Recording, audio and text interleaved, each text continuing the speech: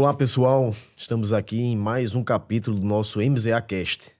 Hoje, juntamente com nosso Ricardo Messete, vamos ter uma breve conversa com o senador Efraim Filho, senador da Paraíba, conhecido aqui de todos os paraibanos.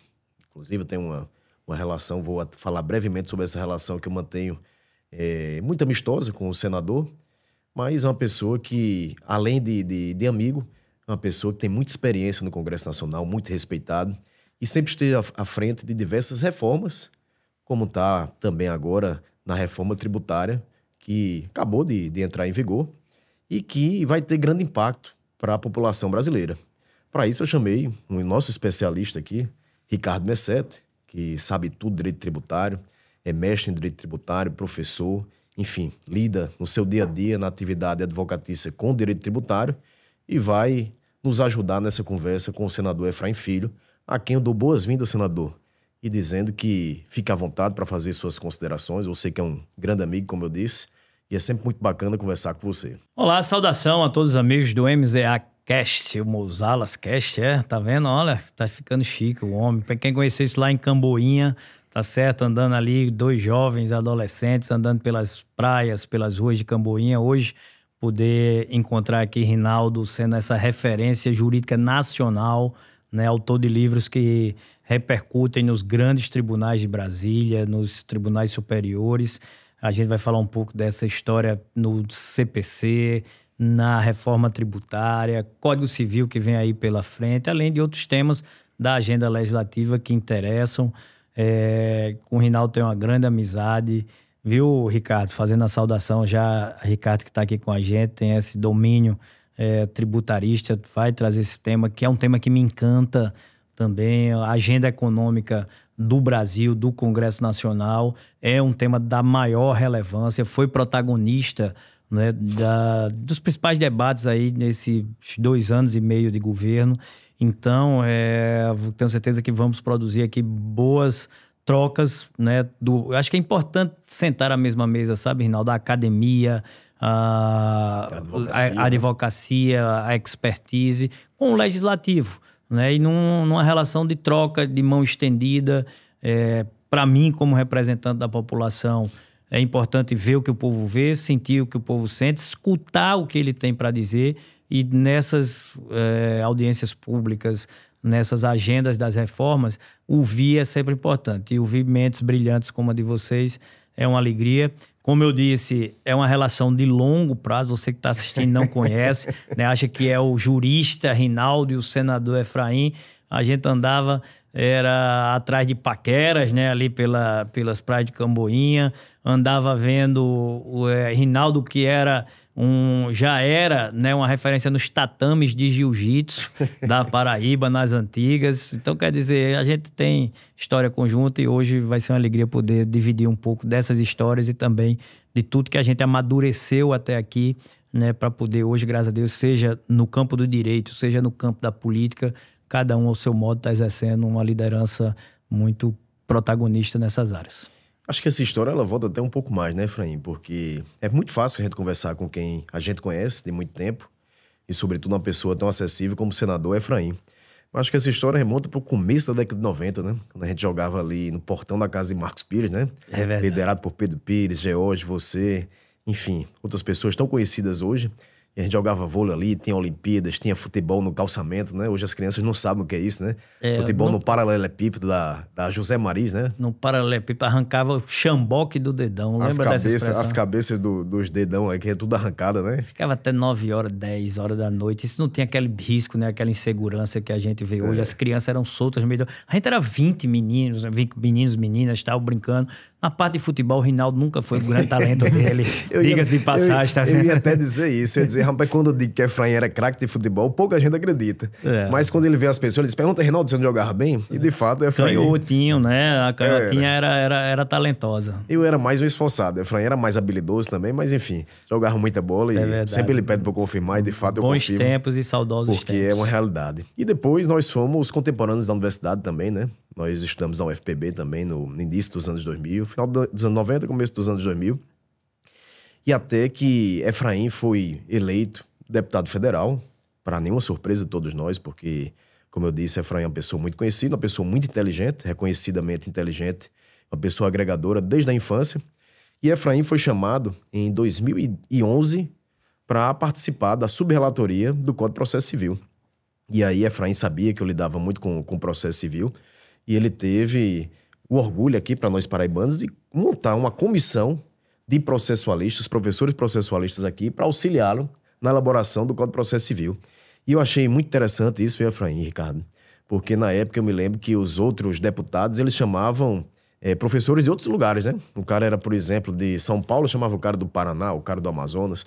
E Efraim não, Efraim disse, vou chamar todo mundo da Paraíba. E aí montou uma comissão, todo mundo da Paraíba. Essa comissão fazia trabalhos ali sábado e domingo. Efraim vinha de Brasília, sábado e domingo a gente preparava, discutia. E no fim foi um resultado muito profícuo. Porque eu lembro, assim, dentre outros vários avanços que Efraim proporcionou como relator da parte geral do Código de Processo Civil, subrelator do Código de Processo Civil, ele trouxe algo que, se não existisse hoje, o Código de Processo Civil não servia para nada, que é a questão da prática eletrônica de atos processuais.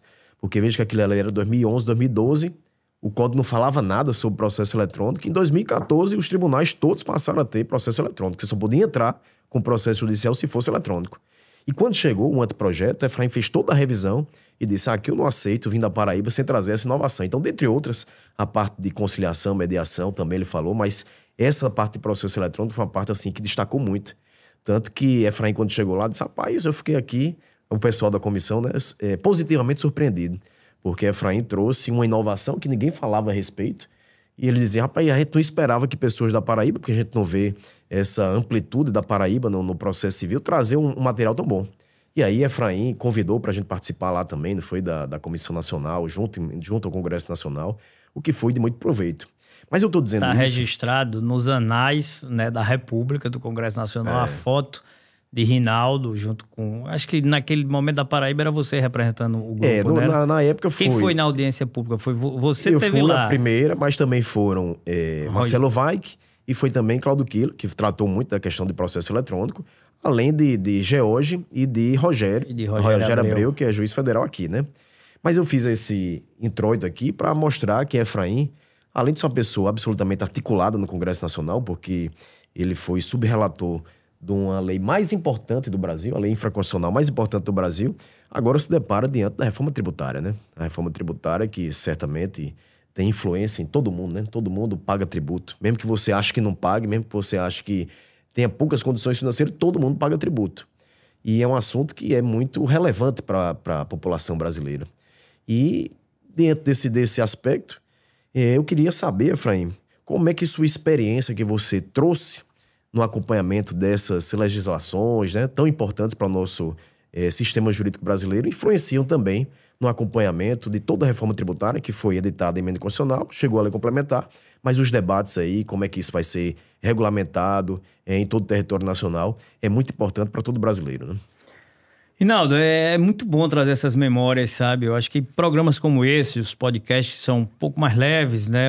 Eles trazem um pouco também dessa oportunidade da gente trazer conversas, trazer lembranças e esse tempo do NCPC, o novo CPC, foi um tempo desafiador. A gente vinha do Código Buzaide, de 73, então, quer dizer, nós teve a publicação em 2013, né? A conclusão da comissão especial, ou seja, foram 40 anos de um código para o outro, Ricardo. E então, quando a gente fez o código, isso me motivou muito na hora de ser subrelator. Eu disse, eu tenho que pensar num código que daqui a 40 anos ele esteja atual, ele esteja válido. E aí, no anteprojeto que já tinha vindo da Comissão de Juristas, que à época era presidida pelo Luiz Fux, né, à época ministro do STJ, ainda não era ministro supremo, passou primeiro pelo Senado Federal para chegar à Câmara. E quando chegou, essa parte da prática eletrônica dos atos processuais, cara, ele tinha, se a memória não me falha, algo em torno de 53 menções esparsas no código. Se falava aqui, se falava acolá. E aí essa comissão de juristas paraibanos, da qual eu tenho muito orgulho, que o Rinaldo citou, nós começamos a pensar dessa forma. E aí veja só como a gente foi visionário à época. Se falava em direito eletrônico. E aí nós tínhamos um dos especialistas na área, que era o Cláudio Luceno, o Cláudio Quila, que era da UEPB, né, professor da UEPB em Campina Grande, mas já dava palestras na Europa sobre o tema. Ele disse, não, Não é direito eletrônico. No Brasil, o que nós temos hoje é a prática eletrônica de atos processuais. Por isso, quando tu falou essa expressão, despertou muita coisa aqui. Então, só para resumir, aí nós criamos um capítulo, né, onde nós condensamos todas as regras, e que foi muito discutido na época, regras abertas, regras balizadoras, né, regras gerais, diretrizes, porque a velocidade das transformações é muito rápida. E a gente soube perceber isso. Nós não entramos em minúcias, em detalhes, regramentos, porque o código nasceria velho se não trouxesse essa prática eletrônica dos atos processuais. Então, a Paraíba foi quem inseriu isso no texto. Não veio da Comissão de Juristas e nós só aperfeiçoamos, não. Isso foi produzido por nós, como a questão da mediação e da conciliação, todo o texto que ficou muito melhor, que foi produzido por essa comissão. A parte de litisconsórcio, lembra, nós ajudamos muito a trazer, vamos dizer assim, racionalidade, lógica. A gente se debruçou muito. Foi uma experiência extraordinária que produziu livros aí, sem dúvida nenhuma. Rinaldo, que já era expertise no tema, virou referência nacional. Participei de várias palestras com o Fred Didier, com aquele lançamento de Pernambuco, Léo Cunha, que estava aqui com a gente. Então, foi uma experiência vívida. Isso vem da minha formação também, aí eu concluo para a gente entrar no tema tributário. A formação nos bancos da UFPB foi uma formação muito bem feita. Eu me lembro que a gente enfrentou naquela época, estava no começo ainda aquela história do provão, que você comparava as notas das universidades de todo o Brasil. O campus de João Pessoa, tá certo? Ficou com nota A da nossa turma, igual da USP, igual da UNB, das grandes universidades. A UFPB, como era todos os campos, acho que direito tinha campus em Souza, tinha campus em Campina Grande e tal, não ficou numa nota A no geral, mas o campus de João Pessoa teve nota A. E foram grandes amigos, que hoje também viraram grandes advogados, figuras como o Gordo Jorgito, né? Também. Grande jogador de futebol de salão, hoje e futebol também, né? Hoje é um advogado de você, o Mago Mateus, juízes, promotoras, muita gente que está aí hoje na advocacia, Léo Paiva, que é juiz, foram muitos amigos que a gente construiu naqueles bancos da UFPB. De lá eu saí para fazer uma pós-graduação em Granada, na Espanha. Minha pós-graduação em Direito do Consumidor, Direito do Consumo.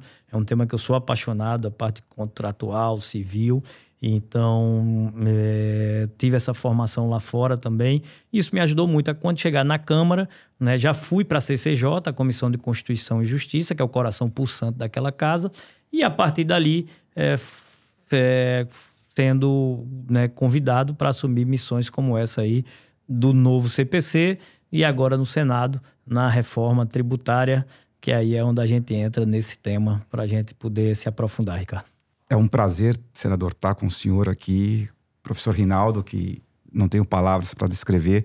Só fazer um breve introito. Não tive a honra de acompanhar tão de perto assim, a reforma do CPC, mas eu estava na CNF em Brasília e a gente acompanhava com o professor Vamber, que era o representante da CNF, e, de fato, o CPC mudou a história do processo no Brasil. Eu acho que trouxe várias simplificações, coisas que trouxeram do CPC, eu que atuava mais no processo administrativo fiscal, no PAF, já foram introduzidas, principalmente se você pegar o processo administrativo no estado do Rio de Janeiro. Hoje os prazos são em dias úteis, não são mais corridos, é uma coisa que ainda está em discussão sobre o PAF. E é um prazer conversar com o senador, porque a gente vai falar de uma reforma tributária que visa uma simplificação, e a gente tem que lembrar que a primeira simplificação, quem efetivamente trouxe foi o senador, quando apresentou ainda deputado, o projeto de lei que deu origem ao Estatuto Nacional da Simplificação das Obrigações Tributárias Acessórias, da Lei Complementar 199, que já foi um grande avanço. Que a gente sabe que, infelizmente, no nosso país, pagar tributo é muito caro, e não estou falando o valor que você paga de tributo, mas toda a operação, toda a burocracia e as obrigações que você tem que cumprir. Então, pagar tributo é muito caro, e o senador teve essa visão quando ainda deputado, quando apresentou o projeto de lei que deu origem à Lei Complementar 199. Participou efetivamente da reforma. Eu lembro que nós tivemos na FEComércio, acho que uns 2 anos atrás, Exato. Quando o senador explicou a reforma, ainda veio a emenda constitucional, a gente já discutia a lei complementar. Foi uma audiência pública formal da comissão do Senado que a gente trouxe para Paraíba, e Ricardo estava lá conosco. Participou e foi super. Da Associação Comercial, não foi? Foi, representando a Associação Comercial, tinham várias entidades representativas aqui da Paraíba, isso foi muito salutar. E a gente começa falando, acho que um pouco da reforma tributária, que é uma realidade, vai mudar a forma do nosso país de fazer negócio. Eu acho que a reforma tributária vai mudar a forma de fazer negócio, visa realmente essa simplificação e traz alguns conceitos e algumas preocupações e alguns benefícios. Eu acho que assim, a gente tem um período de transição um pouco longo, né, que os contribuintes vão ter que conviver com os dois sistemas aí, mas é necessário, porque a gente não sabe, eu vou usar uma expressão que o senador utilizou naquela, que a calibragem que vai ter que ter, então acho que esse período de transição para a gente dosar essa calibragem vai ser essencial, mas vai ter um dispêndio e vai ter um custo para a sociedade como um todo nesse período de transição, mas visa efetivamente trazer uma simplificação, que é o que todos nós esperamos, para que a gente não possa, quando for comparado com os outros países da OCDE, ficar lá atrás nas horas que a gente gasta para cumprir todas as obrigações tributárias do nosso país. Ricardo, vamos lá. Eu me lembro demais, aí como eu digo, as coisas que vêm trazendo memória, porque a vida da gente é essa agenda permanente, intensa e às vezes até irracional, e quando o Ricardo traz a memória dessa audiência pública na FEComércio, foi também um gesto, Rinaldo, que eu fiz para trazer a Paraíba, estar inserida no protagonismo desse debate. Então foi uma audiência oficial, vieram os secretários das comissões, ficou registrado em ata, tudo que foi dito, falado, e as pessoas que participaram tá lá nos anais da Comissão da Reforma Tributária no Senado. Mas vamos lá. Primeiro, reforma tributária é um poço de divergências hoje na população. Tem gente que gosta, tem gente que não gosta.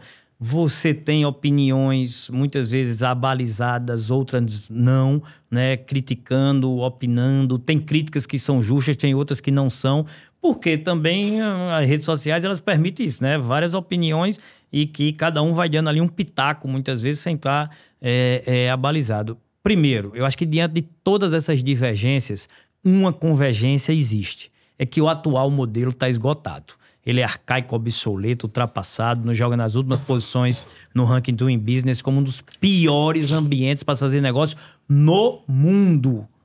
E mesmo assim, o herói da resistência, que é o empreendedor brasileiro, ele vai escapando, vai sobrevivendo nesse caos tributário, nesse emaranhado de leis que torna o Brasil, como disse, né, no rabo da gata lá, como um dos piores países em termos de horas destinadas. Isso significa o custo Brasil. Porque o que é o custo Brasil? É um tripé nefasto, né, que hoje toma conta do nosso país. É a burocracia excessiva, é a alta carga tributária e também a insegurança jurídica. Porque o nosso sistema hoje, e aí os advogados que ninguém conhece, e conhece tão profundamente que às vezes até instigam isso, né? Fica essa insegurança jurídica que faz a litigiosidade crescer cada vez mais nos tribunais. Então, qual foi o resultado da reforma tributária, no meu entender? Nós temos um sistema mais simples, menos burocrático e que facilita a vida de quem produz. E para tirar uma outra dúvida e uma outra crítica genérica que existe, não é uma jabuticaba brasileira, não é uma invenção brasileira. Ricardo já falou um pouco sobre isso. Nós vamos buscar no que funciona na OCDE, que é o modelo do IVA, tá certo? O que vai para o Brasil. O que já funciona lá fora está aqui no Brasil. Claro que no Brasil, até para copiar dá trabalho, né? Nós inventamos um IVA dual para atender a 3 níveis de federação, mas tudo isso por conta de desconfiança entre os entes. Mas não muda os conceitos, né? A não regressividade, a não cumulatividade, a questão de privilegiar a cadeia de produção, isso está mantido no IVA. Nós ganhamos aqui 2 nomes, IBS e CBS, mas que na verdade são nomes só para divisão do apurado. Ele não muda nada na integridade do imposto, né? Então, assim, eu acho que é um avanço. Ah, Efraim, mas as alíquotas, nós vamos pagar uma... Eu vou até antecipar, porque qual é a pergunta que quem está ouvindo a gente gostaria de fazer, porque ele escuta isso na rede. Brasil vai pagar o maior imposto do mundo. Não vai. Mas se viesse a pagar, é porque a gente já paga hoje e o pior a gente não sabe. Esse novo modelo vai dar a condição da gente saber que paga, quanto a gente paga de imposto e se paga o maior imposto do mundo. Porque a nossa carga tributária hoje é uma por dentro da outra, é uma cascata, vai e volta, vai e volta. Aquelas leis que todo mundo defende em conversa de bar. Ah, a gente devia ser igual nos Estados Unidos, na conta devia vir lá, quanto é que está pagando imposto? Não dá, minha gente, no Brasil não se consegue, não tem um sistema hábil que consiga fazer isso, a não ser que seja município a município, porque cada município do Brasil é uma lei tributária diferente do ISS. São 5.500 leis municipais. Cada estado tem um calhamaço desse tamanho, de 27 legislações estaduais de ICMS. E ainda tem as regras nacionais de PIS, COFINS e IPI. Então, esses 5 impostos que eu falei, eles estão sendo substituídos por uma única lei, que vai ser uma lei para o Brasil todo. Olha só o que a gente já ganhou aí, tá certo? De loucura, de caos, de manicômio tributário, que não vai. 5.500 leis municipais, 27 leis estaduais, mais a legislação federal de 3 impostos, que estará reduzido, em tese, né, a grosso modo, num único ordenamento jurídico. Claro, vai ter lei espaço aqui, lei espaço ali para complementar, faz parte, para aperfeiçoar. Mas é aí, Ricardo, onde a gente evolui, onde a gente avança, e acho que por todas as divergências, claro que nada é perfeito, teremos a condição de aperfeiçoar, e concluo essa resposta só com o primeiro questionamento que você trouxe aqui, que é válido, a questão do tempo de transição. No começo do debate, eu era aqueles que era a favor da virada da chave. Não, a gente já esperou demais, tem que fazer o novo modelo e pá, no outro ano começar. E aí eu fui entendendo a complexidade dessa mudança, porque você tem 3 macros setores produtivos no Brasil, né? Você tem a indústria, você tem o comércio e serviço e você tem o agro. Falando aqui a grosso modo. Claro que dentro de cada um deles tem as subdivisões. E as regras mudam, porque o setor de serviços ele era muito vinculado ao ISS. Né? Por exemplo, os outros misturavam muito ali com o ICMS e com a legislação federal. Quando você junta tudo, para deixar essa bola redonda, não fica fácil. Alguém teve que ganhar, alguém teve que perder, e aí entra essa palavra que você trouxe, eu gosto muito dela, a calibragem. E o tempo de transição é para isso. Então, assim, primeiro, você que é empreendedor, está assistindo a gente, não vai ter aquele cenário de terra arrasada. Quer dizer, eita, a legislação nova vai me quebrar. Por quê? Porque no primeiro ano de transição, você só vai pagar 0,1% na nova modalidade. Que é para a gente deixar de fazer simulação, que eu não aguento mais, sabe?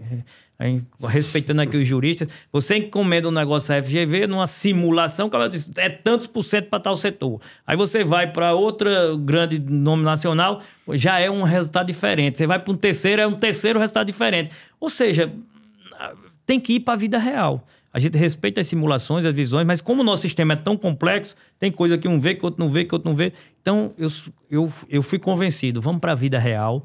Aí você vai pegar o que o cara paga no modelo atual e 0,1% no que ele pagou no novo. Aí você vai ver, aqui nesse setor tem uma distorção. Aqui, com essa regra, esse setor vai quebrar, do jeito que está, não está certo. Então, nós vamos ter 7 anos, porque no segundo ano é 1%, isso vai escalonando até que se faça essa transição. Vai ter um problema de lidar com os dois sistemas? Vai. Mas, para quem já passou, desde 64 é o atual modelo, é isso? Né? O Código Tributário Nacional. Então, quer dizer, para quem está aí há tanto tempo, né, décadas, um ano a mais, para fazer a coisa bem feita, eu fui convencido e passa a meu parecer de que tudo bem, o custo-benefício do tempo de transição vale a pena. A gente vive hoje uma realidade, e aqui, como o senador bem falou, das diversas legislações, né? Nós, nas áreas tributárias, que atuamos na área tributária, temos que mexer com legislação estadual, federal, municipal, e isso, de fato, a reforma trouxe o benefício. A questão da tributação no destino vai facilitar, principalmente, vamos falar, eu acho que hoje o tributo que mais tira ou nos cria esse cabelo branco é o ICMS, porque você compra de um estado, você tem que pagar o DIFAL. Então, acho que a tributação no destino vai facilitar e muito. Você sabe aonde você vai pagar e a quem você vai pagar, independente para onde você vende. Agora, tem uma questão, e principalmente falando aqui do estado da Paraíba, do estado do Nordeste, que a gente vê com um pouco de preocupação, que são os fins dos benefícios fiscais. Mesmo criando o fundo que vai compensar esses fins dos benefícios fiscais, a questão das desigualdades regionais. A reforma tributária trará meios para que ela seja, essa desigualdade seja diminuída, seja alcançada para que estados como do Nordeste, do Norte, consiga ter a mesma competitividade econômica dos estados de Sul, Sudeste, ou pelo menos que consiga equilibrar esse jogo? Primeiro, é importante falar sobre o fim dessa guerra fiscal, mas ela já estava agendada independente de reforma tributária. Ela já estava com legislações que vinham sendo votadas, já estavam votadas, inclusive com o aval do Concefaz, que é dos secretários de Fazenda dos estados, com prazo até 2032. É por isso, inclusive, que acabou uma coisa casando com a outra, o prazo de transição sendo levado até 2032, porque se você voltasse atrás nesse prazo, que já estava dado, né, na concessão dos subsídios fiscais, ia trazer muita litigiosidade. Então, uma coisa até pouca gente de bastidor sabe, mas o prazo de 32 foi exatamente para casar com essa legislação do fim dos subsídios e evitar ter que fazer uma transição da transição. Então, foi válido. Segundo, é uma decisão, tá certo, federativa. Concordo com você. Nós vamos ter que, os estados, eles vão ter que, e tem esse tempo, para eles conseguirem se atualizar em termos de competitividade. A Paraíba, ela não está numa posição tão desvantajosa. Nós temos um porto geograficamente muito bem situado, né? Então a gente tem, claro, que potencializar essa situação. Nós temos uma malha rodoviária, né, digna para que você tenha aqui produtos, escoamento de produção, BRs duplicadas. Espero que até 2032 essa triplicação tenha acontecido.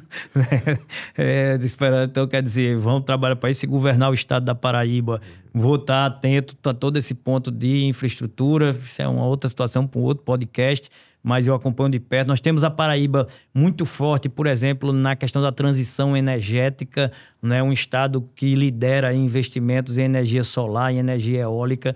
Então, assim, a Paraíba tem o que oferecer também de competitividade. E os outros estados também estão muito estrangulados. Você olha aqui para a retroárea de Suape, por exemplo, já não tem mais onde as empresas se instalar. Você vai para São Paulo, tem empresa que não quer estar lá.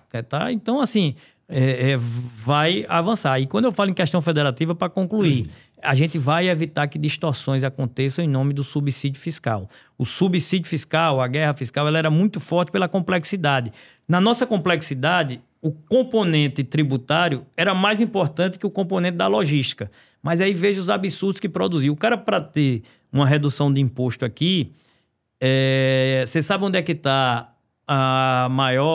o maior centro de empresa de látex, de borracha do Brasil? Suporimos que seria Amazonas. No estado do Amazonas. Né? A mesma suposição minha, que deve ser a mesma suposição do nosso telespectador. Está no Rio Grande do Sul. Por quê? Completamente. Porque o cara do Rio Grande do Sul disse o seguinte: disse, se eu não der imposto zero, não vem ninguém da borracha para cá. Aí ele deu imposto zero. Mas a empresa, tá certo? Para ter o imposto zero aqui, a dificuldade de logística que ela tem para trazer onde está a matéria-prima para trazer para a produção. Aí tudo bem, resolve o problema dela para dentro do Brasil, mas para competir para fora, ela perde, porque a logística ela acaba sendo um componente que na hora de vender para fora pesa. E aí com o IVA, para quem exporta, é desonerado a cadeia.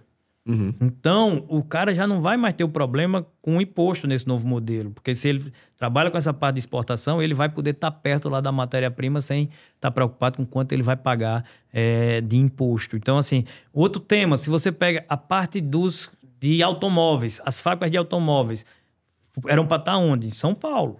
Foram para onde? Foram para o Goiás, tá lá.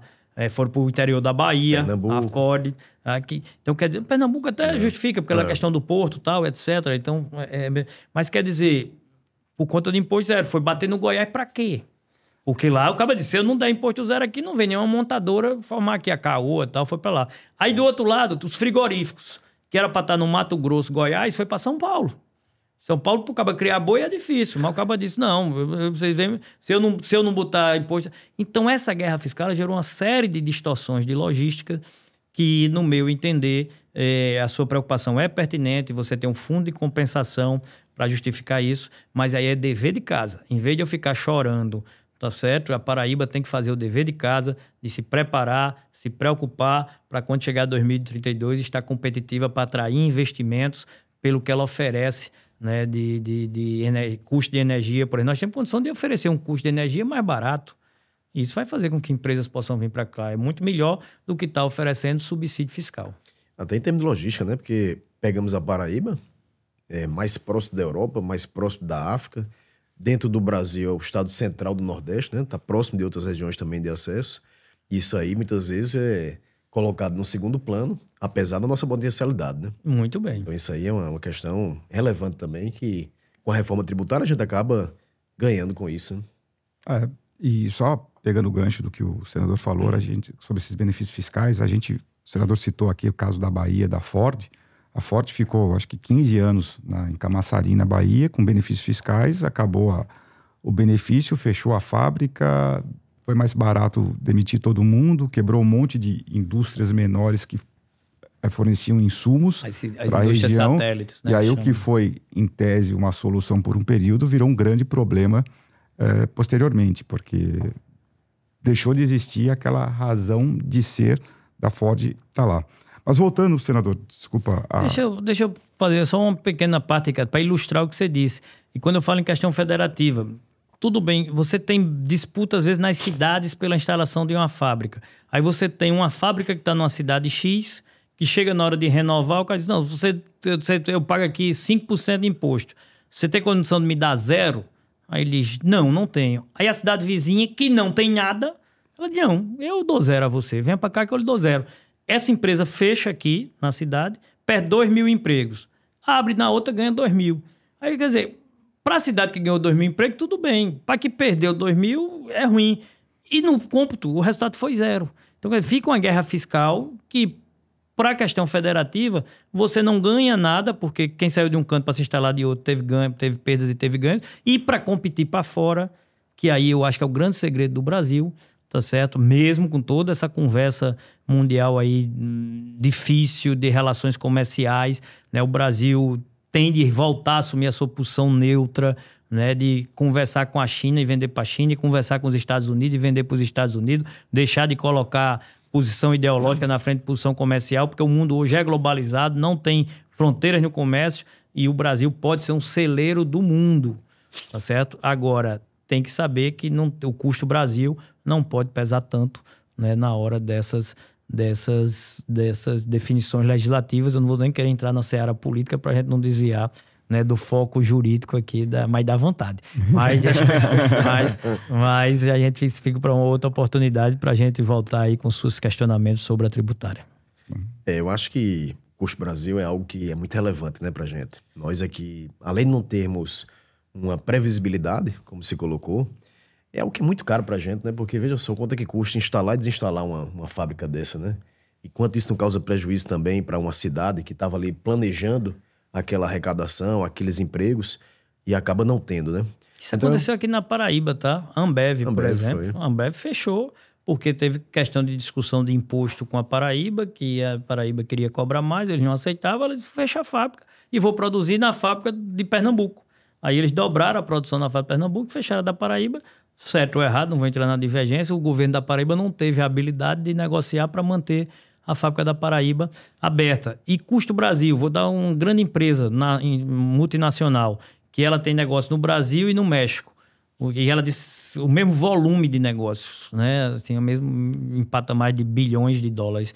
Ela disse, Efraim, quer ver o que é Custo Brasil? Isso o diretor teve conosco, o CEO. Ele disse, nós temos o mesmo volume de negócio, Brasil e México. O meu escritório contábil no México tem 20 profissionais de contabilidade. O meu escritório contábil no Brasil tem 180 profissionais. Então, esse custo eu estou tirando da área fim da empresa, que poderia ser a área de vendas, a área de inovação, a área de promoção de negócios, para poder estar investindo na área contábil, que é a área meio, e não me dá resultado nenhum. Então, isso é o Custo Brasil, que eu deixo de investir mais aqui para crescer a empresa e até gerar novas oportunidades. Então, esse Custo Brasil, esse tripé nefasto que eu falei, burocracia excessiva, alta carga tributária e insegurança jurídica, pesa muito na competitividade do Brasil para fora. Isso só corrobora o que eu ouvi uma vez do Gerdau. Quando era conselheiro do CARF, teve uma palestra do Gerdau, ele falou que nos Estados Unidos ele tinha um contador para cumprir todas as obrigações tributárias, no Canadá ele tinha 4 e no Brasil 250. Então, realmente, a gente tem um custo, o Brasil, foi o que eu falei no início, pagar tributo no Brasil é muito caro. Não estou falando só o valor que arrecada, pagar tributo, porque toda a estrutura que você tem que criar. Senador, outro ponto que eu lembro daquela audiência pública que nós conversamos foi quando a gente tratou do cashback, da pessoas de baixa renda que teriam direito ao cashback, 100% do CBS e 20% do IBS. E o senhor falou que cashback prevê que você primeiro tem o cash para depois ter o back. Isso precisaria ser regulamentado. Como é que o senhor enxerga hoje esse cashback para as pessoas de baixa renda? Vai conseguir realmente, efetivamente, ter esse retorno dos valores que vão ser recolhidos de IBS e CBS? Ricardo, é muito interessante, porque o conceito do cashback, ele é positivo, ou seja, quem é de baixa renda tem a devolução do imposto que paga. Mas isso pressupõe eu aumentar o imposto para todo mundo.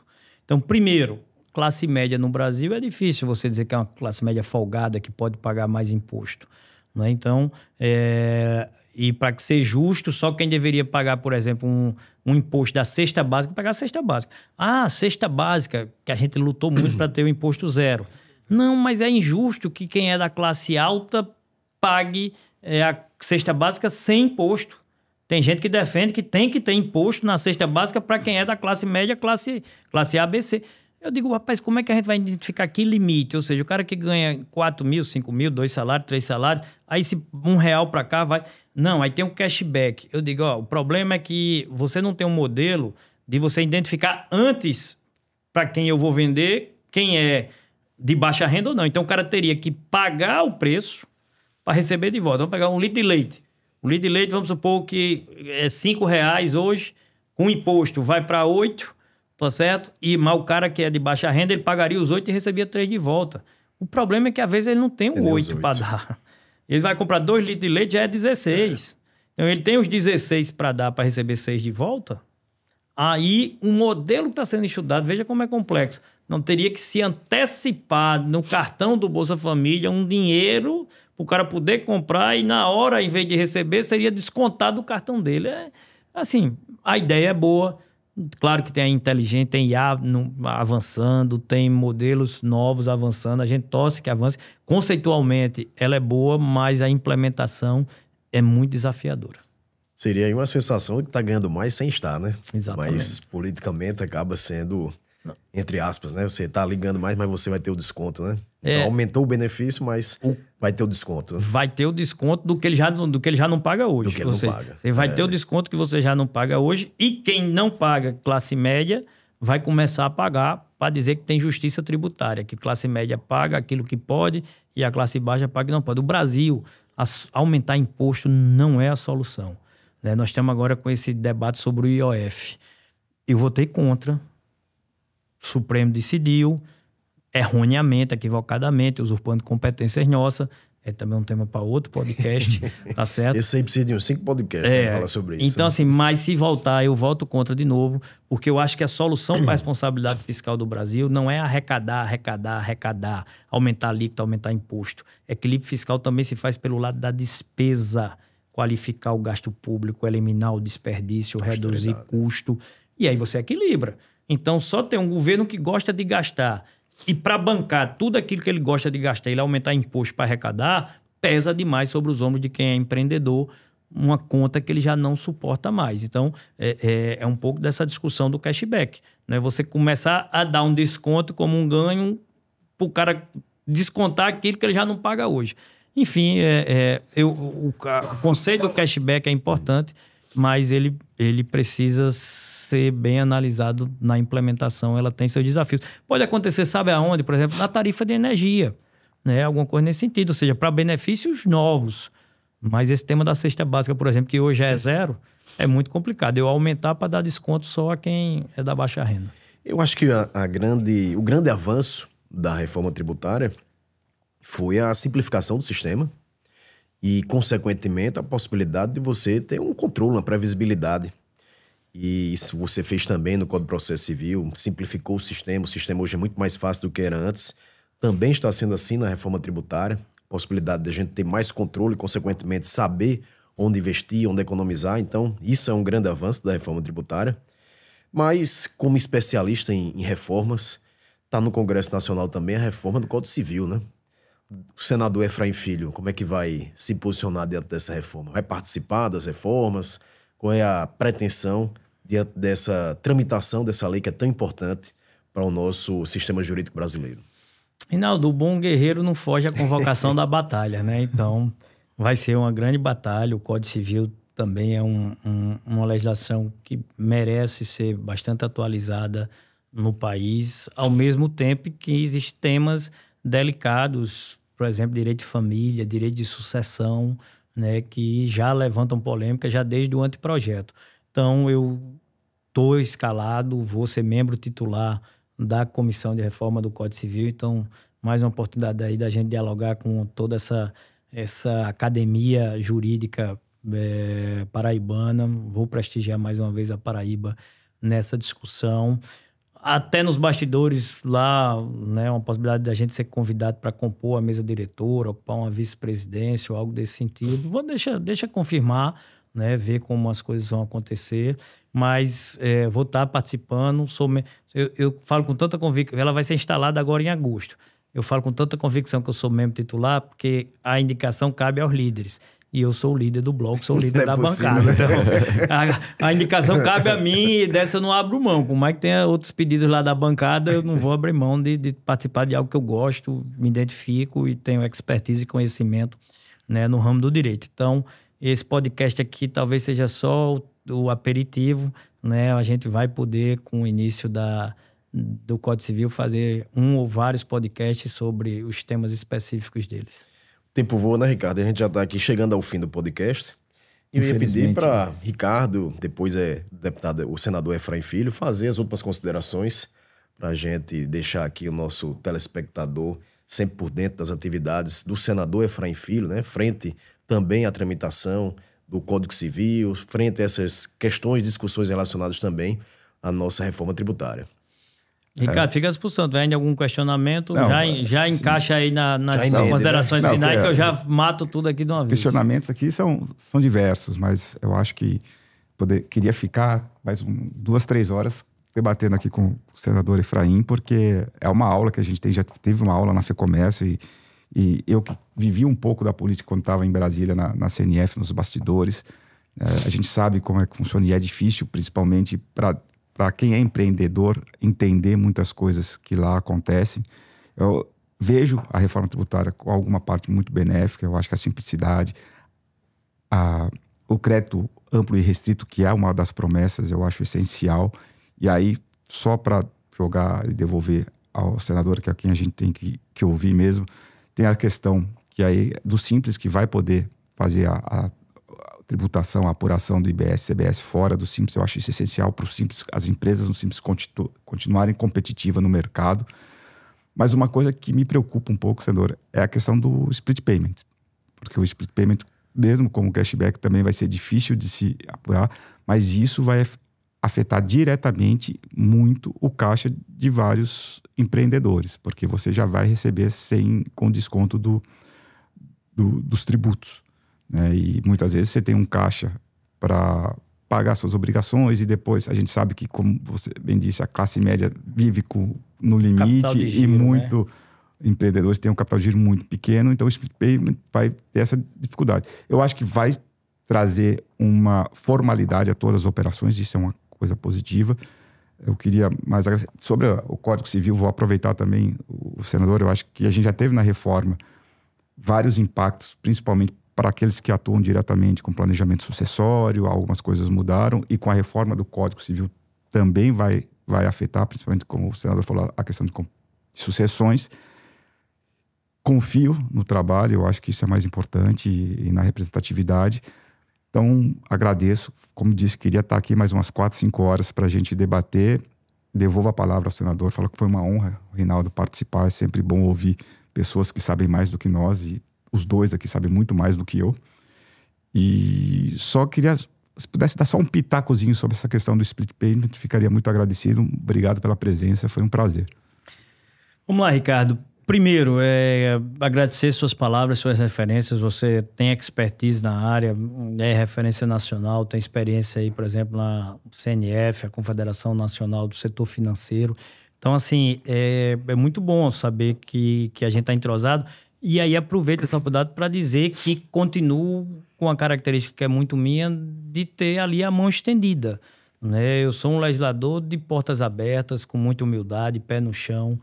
Adoro o bom debate para convencer e ser convencido, e vocês são provas disso, tanto na reforma do Código Civil, do Código de Processo Civil, quanto na reforma tributária, as boas ideias, quando eu consigo compreendê-las, que são melhores do que as minhas, eu as recebo, absolvo e passo a defendê-las, que eu acho que é isso que acontece, né? Não existe uma mente brilhante que sabe de tudo. Então, eu tenho esse cenário de mão estendida, continuarei assim também no que vier pela frente, tanto da tributária, que não encerrou ainda, você tem a segunda fase da reforma tributária, porque essa primeira reforma tributária que a gente tratou, é bom ainda esclarecer quem está vendo, ela tratou do imposto sobre o consumo, que é os que a gente falou, ICMS, ISS, IPI, PIS, COFINS. Aí vem agora a reforma tributária sobre a renda e o patrimônio. Então, é uma outra etapa que também dialoga com a vida real das pessoas. Então, estarei aberto para que a gente debata esses temas, receba essas ideias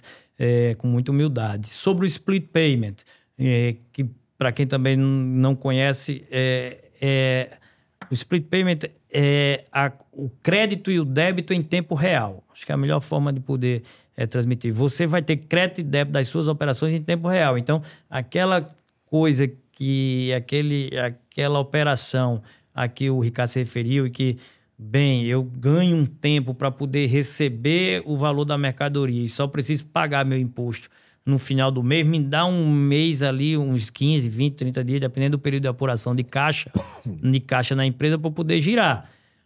A empresa vai ter tempo de transição para se adaptar a essa nova realidade. Mas se o débito dela vai ser automático, o crédito também. Hoje a gente sabe que para muitas empresas ela tem o crédito tributário, mas para fazer esse crédito valer é uma saga.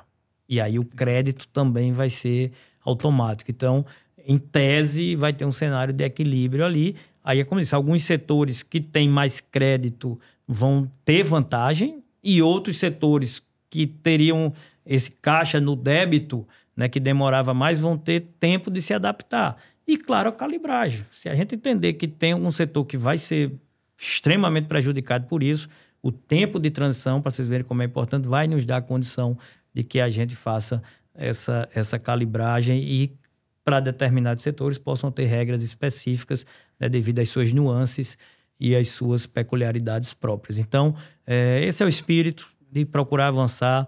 Tenham certeza de uma coisa, até quando a gente errou, a gente quis acertar. Tá? Falo por mim. Se de alguma forma tem algum equívoco que pode ser aperfeiçoado, é o processo legislativo. Amanhã podem vir novos projetos para aperfeiçoá-los. Mas o espírito é esse, é de querer acertar sempre. Se teve algum erro, a gente tem a humildade sempre de tentar corrigir. Claro, assim que convencido dessas oportunidades. Rinaldo, obrigado pelo convite. O MZA Cast está de parabéns.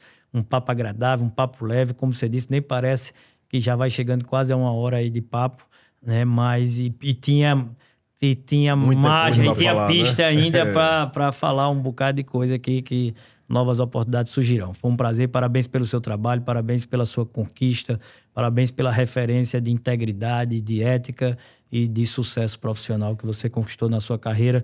Quem lhe conheceu desde os tempos de jogar bola ali no calçamento da rua Zé Maris, no Miramar, tá certo? Fica muito feliz em ver todo esse sucesso que você e toda a sua equipe transmita a todos os seus sócios, que são também meus amigos. O meu abraço. Agradeço, senador, esse que era conhecido como Faíto. Era o menino ali que, enfim, nós lidávamos no dia a dia, brincando, enfim, sempre fazendo atividades muito saudáveis. E hoje esse grande senador, né, uma referência no nosso Congresso Nacional, um orgulho para toda a Paraíba. Orgulho para nós também aqui do MZA Podcast, tê-lo aqui, senador, para falar de assuntos com tanta propriedade, como você falou. E aguarde os próximos capítulos também. Chamaremos outros convidados que tratarão de assuntos também tão relevantes para a nossa sociedade brasileira. Então, obrigado, Efraim. Obrigado, Ricardo. Me permite, e obrigado. Antes de você encerrar, pedindo uma parte, só agradecer a interlocução da Tatiana, né? Que foi quem fez, marcou com a gente e tal. Fica em cima, né? Fica em cima ali da agenda, horário tático que eu conheço da Brasel, né? Que eu fiz também essa defesa do setor bares e restaurantes, alimentação, como setor produtivo, na reforma trabalhista, que foi outra. Você falou das reformas do direito, me permite antes mas você teve reforma trabalhista, você teve reforma previdenciária, reformas ao Estatuto de Simplificação das Obrigações Tributárias, várias legislações que dialogam também com essa simplificação, né, de um Brasil que é pesado demais, que custa caro e que a gente tem pouco a pouco, dado passos que avançam para o futuro. Obrigado. A parte devolvida a Vossa Excelência. Então, só reiterar meus agradecimentos, senador. A vocês também que estão aqui assistindo. E espero o próximo capítulo do nosso MZA Podcast.